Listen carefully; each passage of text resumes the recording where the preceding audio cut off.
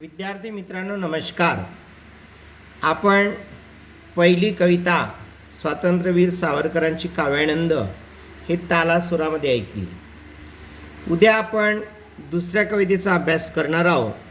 तत्पूर्वी ही कविता तुम्हाला असंच लयीत म्हणण्याच्या दृष्टिकोनातून तालात म्हणण्याच्या दृष्टिकोनातून याची चाल सांगण्याचा प्रयत्न करतो आहोत। प्राणसई कवयित्री इंदिरा संत यांची कविता आपण कशी गुणगुणायची ते बघूया। पीठ कांडते राक्षसी तसे कडाडते ऊन, प्राणसई घनावळ कुठ राहिली गुंतून, प्राणसई घनावळ कुठ राहिली गुंतून,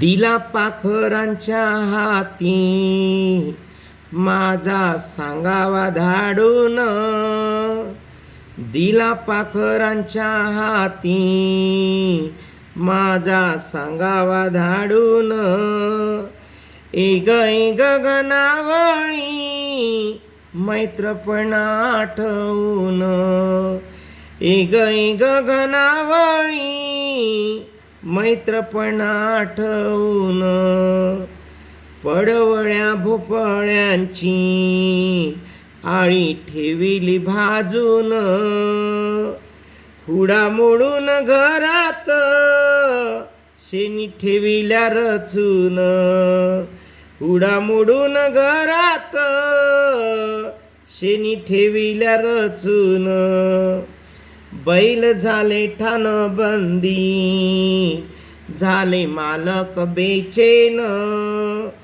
तोंडे कोमिली बाळांची झळा उन्हाच्या लागून, तोंडे कोमिली बाळांची झळा उन्हाच्या लागून, विहिरीच्या तळी खोल दिसू लागल ग भिंग, मन लागे ना घरात कधी येशील तू सांग, मन लागे ना घरात कधी येशील तू सांग,